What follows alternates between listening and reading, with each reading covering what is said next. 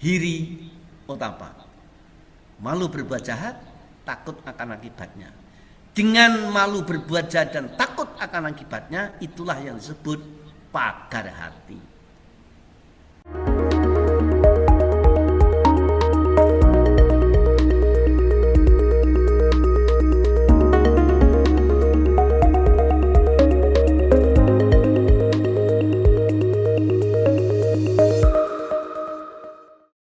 Para sahabat sekalian, kita diajak untuk mencari kompas cara hidup di tengah abad yang modern ini, yang dimana saat sekarang mengalami krisis global di berbagai bidang.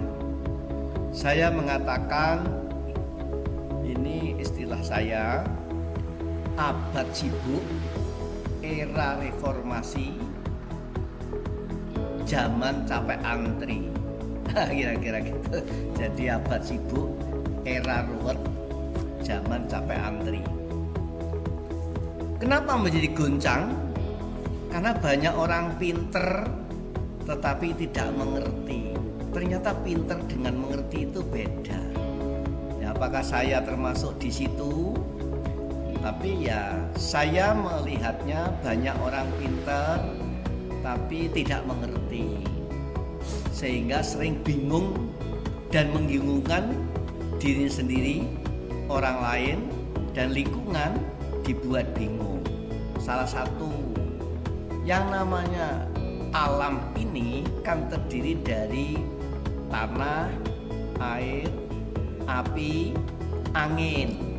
Itulah alam semesta kita. Dan kita itu hidup pinjem bahan baku dari alam semesta itu, unsur tanah, air, api, angin. Tapi banyak orang yang tidak bisa membaca, tidak mengerti bahasa tanah, bahasa air, bahasa api, bahasa angin. Dan nggak usah dibahas semua karena masanya tidak di situ. Salah satu contoh adalah bahasa air. Bahasa air itu kalau dimengerti, air kan selalu berbicara. Dia selalu pergi ke tempat-tempat yang rendah, pergi ke sana, dia tinggal, main di sana, senang di sana, tidak mengganggu siapa-siapa. Maka bagi orang-orang yang mengerti bahasa air, air dibuatkan tempat yang rendah-rendah. Tapi karena manusia yang pinter-pinter itu tidak mengerti, air bukan dibuatkan tempat yang rendah. Malahan kalau ada tempat rendah, ditimbun, ditablek. Akhirnya apa? Air tidak punya tempat. Lalu dia mau bermain kemana? Lalu manusia menuduh, air kamu yang bikin banjir. Nah ini kan orang pinter tapi orang ngerti bahasa air. Coba kalau air itu dipahami, dimengerti, dibuatkan tempat yang rendah, dibuatkan rumah. Buktinya Amerika.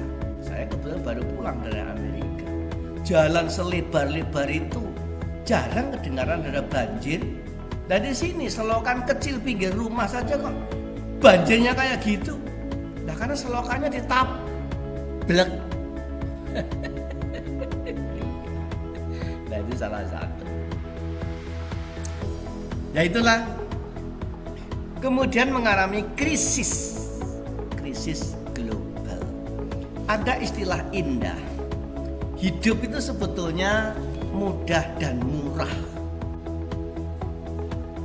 Tetapi yang rumit itu mikirnya, dan yang mahal itu gengsinya. Jadi banyak orang merasa krisis, sulit di berbagai bidang, ya karena tidak mengerti tadi. Coba kalau dipahami, mengerti itu, sebetulnya hidup itu tidak sulit. maka mikirnya jangan rumit-rumit. Hidup itu murah, yang mahal kan gengsinya, kan begitu toh? Lo makan pisang rebus, singkong, yang penting perutnya kembali kenyang, sehat, punya tenaga, kan cukup. Nah kenapa mesti harus makan yang kayak begitu? Lah buktinya saya itu makan 1 kali tanpa nasi kok ya sehat, dan baru saya jalani 42 tahun dong. Saya enggak gengsi kok. Makan tiwul ini enggak gengsi. Meskipun dulu sering diece-ece wong Jawa bagian selatan itu dijuluki otak tiwul, tapi dia lupa kalau zaman kemerdekaan bapak-bapak kita yang mendirikan republik itu justru orang-orang zaman otak tiwul. Yo sekarang yang otak roti, boro-boro suruh mendirikan negara, suruh jaga saja kedodoran. Tiwul itu murah, aman, dijamin tidak kolesterol, ya dah.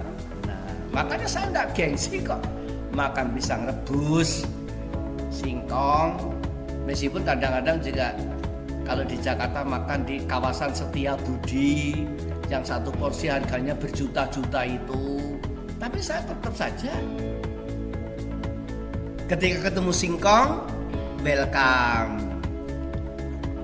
Nah ini kan sebetulnya hidup itu yang rumit mikirnya, yang gengsi, yang mahal gengsinya. Itulah ketika kita menghadapi krisis.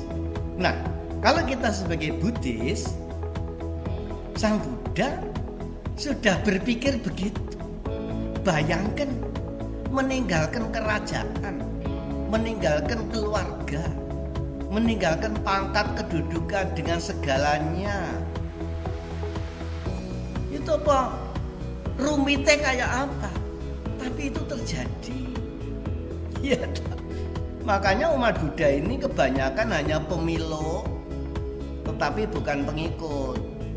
Kalau memang dia pengikut Sang Buddha, dia akan mengikuti cara berpikir Sang Buddha, meniru perilaku Sang Buddha, mengikuti petunjuk Sang Buddha, lalu mendengarkan nasihat Sang Buddha.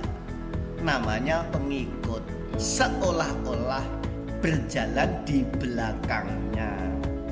Tapi karena pemeluk, maka ya tidak merasa terlalu perlu mengikuti, mendengar nasihatnya, mengikuti petunjuknya, meniru perilakunya. Karena hanya pemeluk. Jadi mengaku sebagai pemeluk Buddhis, ya kalau perlu administrasi agamanya apa Pak? Buddha. Itu namanya pemeluk agama. Perlu kalau meluk-meluk, karena dianggap sama dengan bantal peluk. Dipeluk-peluk kalau lagi perlu, kalau nggak perlu dilempar ke sana. Makanya dia sebagai umat Buddha. Tapi ya cara berpikirnya nggak seperti Sang Buddha. Nah Kang Abu itu cara berpikirnya sangat sistematis, Buddhistis. Apa yang tadi saya catat? Subjek itu aktif, objek itu pasif. Nah bahasa modern jenenge kepo. Nah para filsuf Jawa yang dulu kenal Dharma Sang Buddha, beliau mengarahkan, cobalah hidup ini gitu. Kalau bisa dan harus bisa. Nah, apa filsuf Jawa zaman lama sekelas Surya Mentaram, Ranggawarsita, Jayabaya, Raden Mas Sosrokartono sudah memberikan master key tidak Buddhistis, tetapi itu cara berpikir Buddhis, yaitu dadilah, hiduplah. Satu, ora kagetan, ora gumunan, ora aleman, ora dumeh, uripe dadi sumeleh. Ini Jawanologi dan itu Buddhistes. Ora kagetan, ora gumunan, ora aleman, ora dumeh, uripe dadi sumeleh. Kalau kita belum sampai di sumeleh, menurut Surya Mentara namanya Mas tadi itu jenenge krama dongso, mereka-reka, kogek-kogek, jangan-jangan, yo-yo, bagaimana? Kalau nggak bisa menyelesaikan lalu tetapi kenapa, menuduh, menuding, mengutuk, mengamuk, menyalahkan sana sini. Padahal kan salahnya sendiri. Nah, cara berpikir para filsuf Jawa kayak Surya Mataram, Sang Budaya tadi itu. Ora kagetan, ora gumunan, ora aleman, ora dumeh, uripe dadi sumeleh. Ketika menghadapi satu kejadian, bukan selalu bertanya kenapa, bagaimana, ini semua. Bukan bertanya-tanya, tetapi dia mendandani dirinya. Nah, sekarang yang digarap apa? Yaitu bahwa hidup ini terdiri dari 3 lapisan: raga, pikir, jiwa. Memang sementara cara orang-orang umat Buddha ini di dalam Buddhis tidak mengenal jiwa. Karena saya juga tidak tahu sejak kapan jiwa dianggap roh. Nah, lalu orang Buddha yang sok ahli itu, ahli Abhidhamma atau apa itu, wah dalam Buddha tidak ada roh sehingga nggak ada jiwa. Tunggu dulu. Padahal kata jiwa ini asli bahasa Pali. Bahasa Pali, bahasa yang digunakan oleh Sang Buddha pada zamannya, pada zaman siar Dharma yang dipakai hingga sekarang. Apa kata jiwa itu dan di mana bisa ditemukan? Kata jiwa bisa ditemukan di dalam salah satu ayat Dhammapada. Apa bunyinya? Cakuma sangwaro sadu, sadu sotena sangwaro, ganena sangwaro sadu, sadu jiwaya sangwaro. Ini ada di dalam Dhammapada. Saya kira mahasiswa Nalanda pasti tahu. Dan kalau sampai tidak tahu, saya ragu dengan kemahasiswaannya di Nalanda. Wong ini ayat Dhammapada. Cakuma sangwaro sadu, sadu sotena sangwaro, ganena sangwaro sadu, sadu jiwaya sangwaro. Artinya apa? Sungguh baik menjaga mata, biar tidak menjadi mata keranjang. Biasanya kalau ke mall, kalau mata nggak dijaga, keranjangnya sampai tak muat-muat itu. Maka saya lihat ada bapak ibu jalan-jalan di mall. Wah, bapaknya gandeng tangannya ibu itu, nggak lepas-lepas. Orang mengira itu kasih sayang, bukan. Kenapa? Kalau dari gandeng tangannya itu belanjanya liar. Karena ibu-ibu yang tidak bisa menjaga mata, kalau pergi ke mall selalu menitikkan air liur. Aduh pak, ya apa pak? Alah pak, itu aku pengen pak. Tapi dia tidak tahu kalau bapak yang menitikkan air mata. Jangan itu bu, itu mahal. Ini karena tidak bisa menjaga mata. Yang kedua, sotena sangwaro sadu, sungguh baik menjaga telinga. Malah zaman Kediri, kerajaan Kediri kuno, ada satu buku pendidikan masyarakat luas kaum bawah, kaum dasar. Karena ada 3 buku besar. Satu namanya Kunjara Karna, yang kedua Sota Soma, yang ketiga Desa Warnanya. Ini semua ditulis pada zaman era Kerajaan Kediri. Penulisnya think tank, ahli pemikir. Saking tidak mau mengaku menonjolkan dirinya, karya tulisnya ini disebut ini tulisan dari Empu Prapanca. Artinya 5 ahli, 5 profesor doktor menulis buku-buku besar menjadi panduan masyarakat guna menghadapi situasi kaum bawah, kaum dasar yang sekupannya sangat luas, pikirannya belum terlalu neko-neko dan yang berat-berat, diberi buku panduan jenenge Kunjara Karna. Kunjara itu penjara, Karna itu kuping. Gunakan kuping dengan hati-hati, karena salah menggunakan kuping bisa masuk penjara. Orang-orang yang masuk penjara itu mungkin satu ketika teledor menggunakan telinganya. Nah, yang kedua namanya Sota Soma, ditulis oleh Empu Prapanca. Dan Sota Soma itu di dalamnya ada slogan target yang ingin dicapai, namanya Bhinneka Tunggal Ika, dan itu dipakai hingga saat ini oleh negara Nusantara modern. Di atas itu ada lagi satu buku namanya Desa Warnanya. Ini peranatan desa, tata kelola desa, tata kelola alam, bagaimana mengerti bahasa air, mengerti bahasa bumi, mengerti bahasa angin, mengerti bahasa api. Itu dirinci, diuraikan. Lalu bukunya diberi judul namanya Desa Warnanya. Menurut Empu Prapanca, kalau buku ini ditaati, apa yang menjadi goal pencapaian? Yaitu negara kertagama. Oleh karena itu motonya, dan ini yang sering disampaikan secara berulang-ulang, sehingga motonya lebih populer dari judul bukunya. Judul bukunya Desa Warnanya, tapi targetnya negara kertagama. Saya pikir kalau para birokrat, para pejabat, para petinggi bangsa di dunia ini mau membaca yang namanya buku Desa Warnanya, mudah, murah, tidak rumit, tidak gengsi.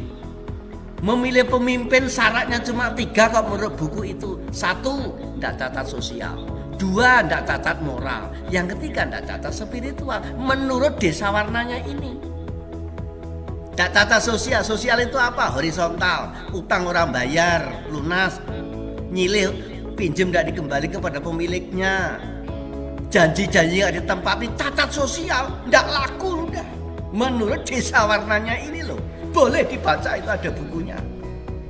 Nah, apa enggak gampang, mudah dan murah kalau mau memilih pemimpin dan seterusnya. Jadi Desa Warnanya mempunyai target namanya negara kertagama, dan itu ditulis zaman era Kerajaan Kediri tahun 1000, antara 1000 sampai 1400-an. Buku itu dijadikan pedoman tata kelola bangsa, nusa, manusia, bangsa, budaya, agama, alam semesta. Nah, kembali kepada tadi, hidup ini adalah terdiri dari raga, pikir, jiwa. Maka jiwa ternyata ada di dalam Dhammawada. Kalau tadi Sotena Sang Warusadu, sungguh baik menjaga telinga. Yang ketiga, Ganena Sang Warusadu, sungguh baik menjaga hidung. Banyak orang mengalami bencana kurang hati-hati menjaga hidung. Maka dilindungi, ya dah. pada waktu kena COVID dilindungi masker. Sekarang lewat COVID apa nggak perlu lagi pelindung? Butuh, perlu, harus dijaga biar tidak jadi hidung belang begitu. Makanya sungguh baik menjaga hidung. Dan yang keempat, cakuma. Yang keempat sadu jiwaya sangwaro. Sungguh baik menjaga lidah. Lidah ini alat perasa. Maka orang-orang yang tidak mumpuni, tidak mahir, tidak mengerti, bahkan tidak bisa, tidak mau menjaga rasa, menjaga perasaan, akhirnya seperti manusia yang tanpa rasa. Nah, itulah masalahnya manusia masa kini di bidang mengelola hidupnya sendiri yang terdiri dari raga, pikir, jiwa. Memang di abad modern banyak orang yang sudah mahir dengan berbagai cara merawat raga. Wong hidung pesek itu loh bisa disulap menjadi hidung mancung. Apa ndak hebat loh itu? Ini karena teknologi. Bolehlah menjaga raga dengan segala seginya. Yang pesek jadi mancung. Nah, yang kedua, jaga pikir. Mereka sudah mengikuti jalannya pikiran dengan berbagai keilmuan. Seolah-olah sekarang Tuhan kalah dengan manusia ciptaannya sendiri. Apalagi dengan kemajuan teknologi yang sekarang namanya AI, yang namanya scientist, yang namanya IT, yang namanya teknologi telekomunikasi, bisa membuat jarak antar jagat semakin dekat, tetapi ternyata hubungan antar jiwa semakin jauh. Maka ketika orang kehilangan cara mengelola jiwa, mengelola rasa, dan itu namanya ganti budaya alih teknologi.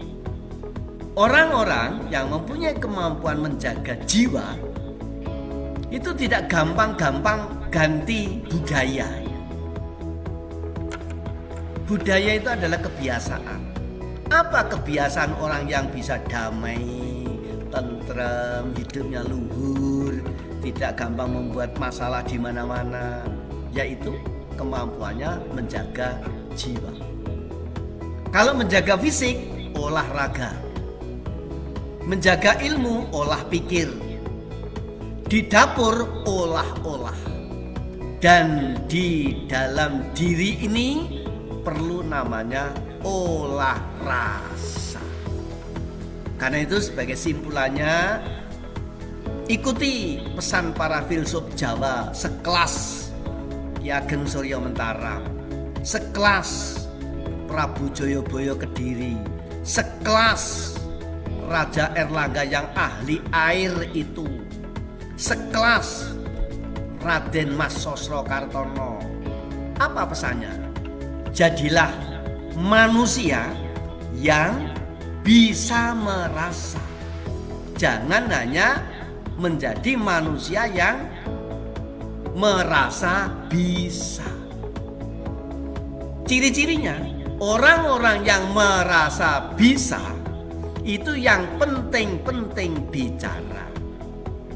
Maka bicaranya jadi penting. Tetapi orang yang hanya merasa bisa, yang penting bicara, sehingga bicaranya tidak penting. Catat dengan baik. Jadilah manusia yang bisa merasa.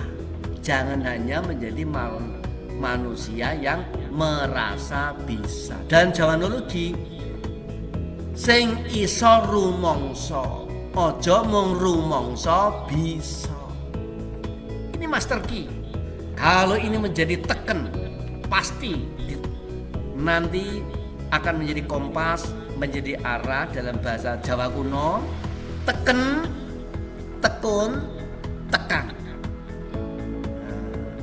Menjadi pegangan. Terima kasih. Mari kita menjadi manusia yang bisa merasa. Tidak hanya menjadi manusia yang hanya merasa bisa, pinter. Nanging orang ngerti itu merasa bisa, tapi nggak bisa merasa. Terima kasih.